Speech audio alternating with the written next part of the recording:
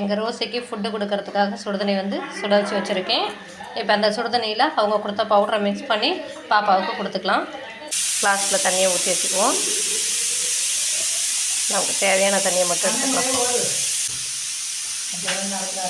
இவங்க பிளேட்டை வந்து எடுத்துக்கலாம். சாப்பாடு இருக்குதுலாம் வேஸ்ட்டு. சாப்பாடு வச்சதுலேயே அந்த வெளியே போய் வச்சுருக்காங்க.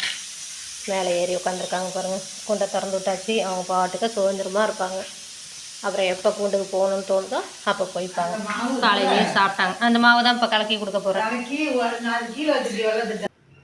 எங்கள் ரோஸைக்குன்னு கொடுத்த ஃபுட்டை கொஞ்சம் நம்ம சுடுதண்ணியில் வந்து மிக்ஸ் பண்ணி கொடுத்துக்கலாம்.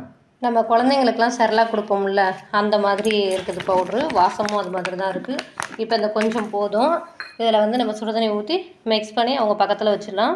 அவங்களுக்கு எப்போ தேவையோ அப்போ சாப்பிட்டுக்குவாங்க.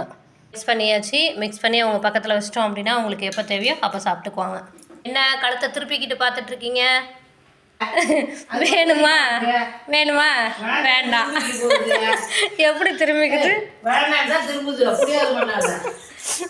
வேணுமா? இங்கே வர்றி ரோசி. வேணாமா? சரி வேணாட்டி போ. அது தினம் மட்டும்தான் இப்போதைக்கு சாப்பிட்ருக்கு. அவங்க ஃபுட்டு வந்து வேணான்னுச்சு, திருப்பிக்கிட்டு போகுது. சரி சாப்பிடுங்க. எப்போ பசிக்குதோ அப்போ சாப்பிடு. நான் அப்படிங்கிறா.